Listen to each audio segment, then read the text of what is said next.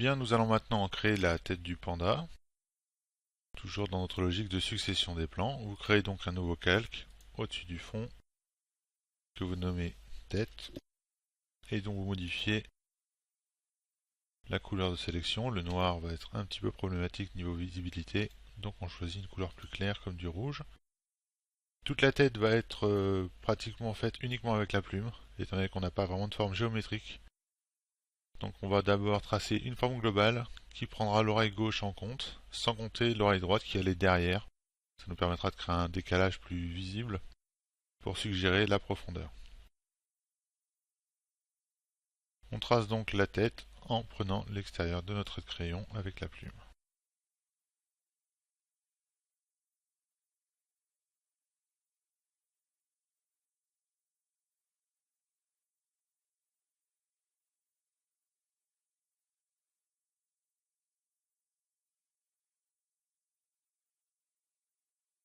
Notre forme est terminée. Vous constatez que j'ai englobé l'ajourement qu'il y a entre le col et le casque.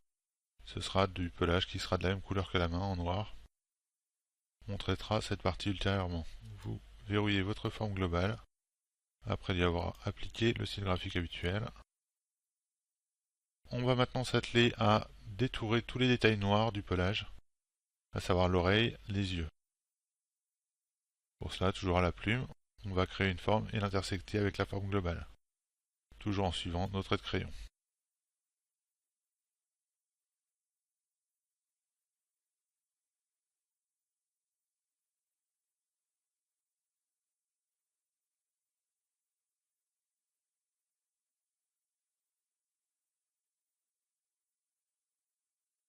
Vous verrouillez bien notre forme de base, vous sélectionnez les trois formes, vous faites CTRL-8 pour les joindre, et maintenant une intersection avec le duplicata de la forme de base.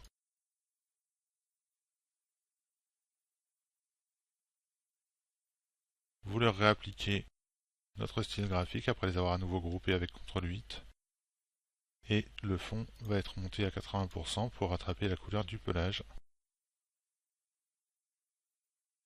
Voilà, vous voyez qu'en transparence, on a encore le détail de l'oreille et des yeux. On va tout de suite détailler l'intérieur de l'oreille ici. Vous créez la forme qui convient pour vous adapter à l'intérieur de l'oreille.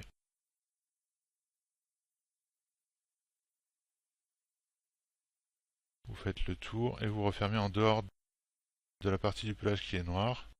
Vous dupliquez les parties du pelage noir que nous avons créé et vous faites l'intersection avec cette nouvelle forme. Ici, intersection dans le Pathfinder. On va à nouveau dupliquer les parties de pelage noir et les passer au-dessus de cette forme interne de l'oreille. Vous allez pouvoir faire ici une division des formes pour séparer les yeux et l'oreille. Vous supprimez les deux formes correspondant aux yeux. Vous sortez la forme restante du groupe. Vous lui appliquez un contour, après avoir retiré son apparence, un contour de 4 points avec les angles arrondis. Vous faites objet, tracer, vectoriser le contour et vous soustrayez ce contour à la forme interne de l'oreille. Vous voyez ici, ça nous permet de laisser un léger liseré entre le bord de l'oreille, le bord du pelage noir et la partie interne de l'oreille. Cette partie interne maintenant est prête. On va supprimer son apparence et lui mettre un fond noir. On va maintenant s'occuper des deux yeux ici que vous voyez en transparence du pelage noir.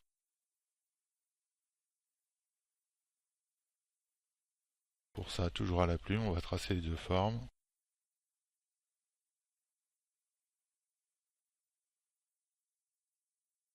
Vous sélectionnez les deux, vous faites CTRL-8 pour les joindre entre elles, les traiter comme un seul objet. Et pour les yeux, on va utiliser un aspect graphique que j'affectionne particulièrement. Mettez un fond blanc sans contour. Ici, vous pouvez dupliquer le fond blanc sur lequel nous allons appliquer un effet atténuation flou gaussien. Et vous le passez à 20, ça pourrait déjà être sympa. Voilà.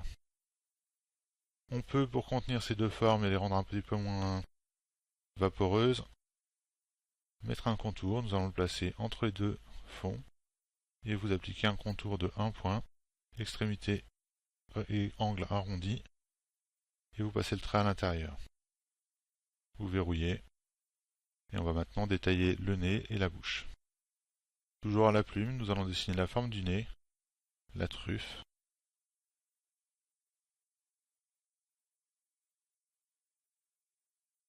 Vous passez sans tenir compte du trait qui descend vers la bouche, on va le créer après avec un style graphique.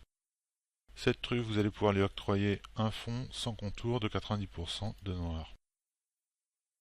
On crée maintenant ce trait, une droite simple, à laquelle nous allons appliquer un contour avec un profil de largeur 4 ici, d'une graisse de 3 points. Vous veillez à enlever le fond et à mettre la couleur du contour à 90% de noir. Voilà, on va créer maintenant la bouche, toujours à la plume, ça va être assez simple. Vous faites un triangle plus ou moins arrondi au niveau des angles.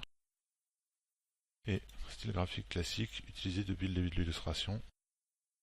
On va créer maintenant cette petite pastille qu'il a sur le front. Vous créez d'abord une forme globale de la pastille. Et on va se resservir d'une soustraction de contour en fait pour générer une forme adéquate au milieu. Vous passez cette pastille avec notre style graphique classique, vous désélectionnez, vous faites une nouvelle forme en prenant les angles. Voilà, on a cette surface qui est tracée et maintenant vous reprenez la pastille inférieure, la pastille globale. Vous lui attribuez un style graphique avec uniquement un contour de 3 points. Vous faites objet, tracé, vectorisez le contour et vous soustrayez ce contour au détail supérieur. Via une soustraction ici, vous appliquez à ce détail notre style graphique classique et vous augmentez le noir du fond à 30%.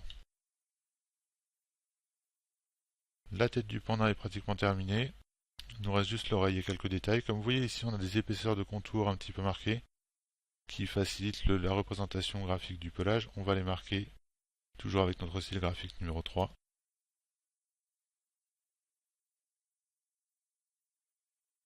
Vous suivez vos traits de crayon.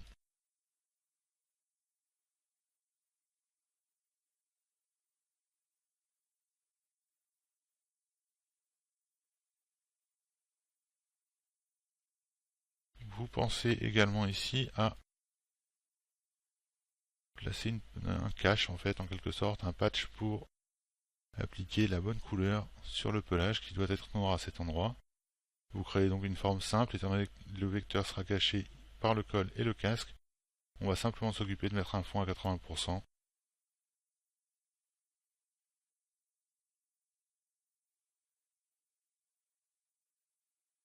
Et vous voyez que ça fait parfaitement l'affaire. Il nous reste maintenant à faire l'oreille droite. Là encore, pas de difficulté, vous tracez à la plume la forme de l'oreille.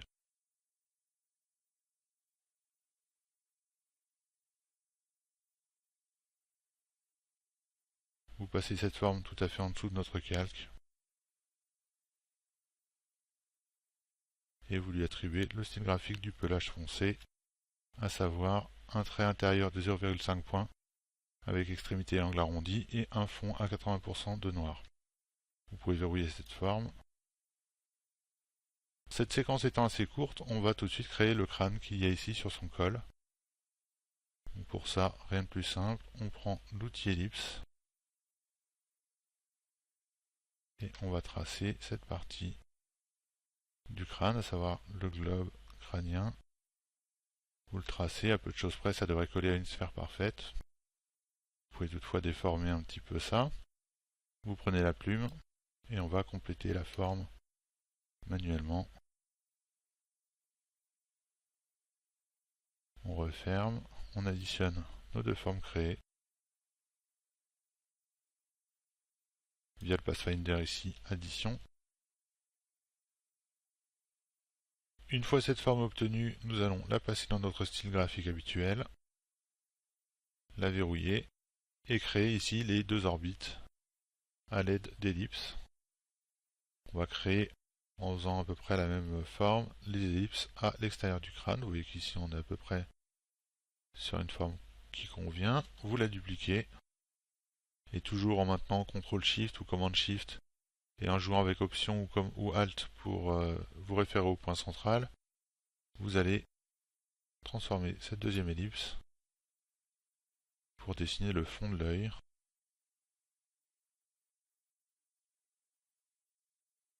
Vous voyez qu'on a un œil qui correspond à peu près. On va mettre la plus grande ellipse, celle qui est en arrière.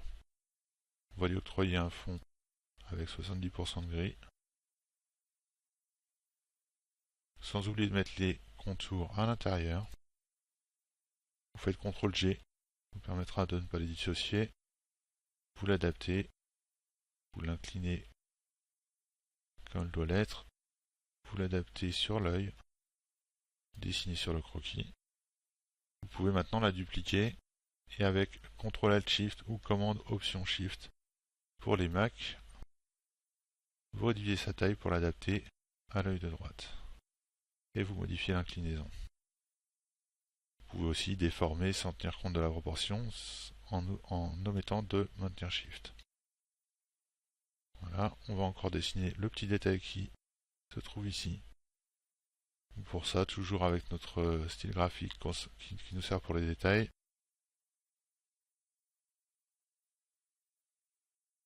On sélectionne la plume.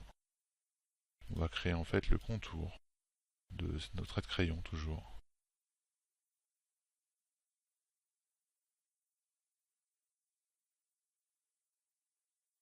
Et appliquer à chaque fois notre style graphique numéro 3. Vous pouvez d'ailleurs ajouter quelques détails pour rendre le crâne un petit peu plus expressif.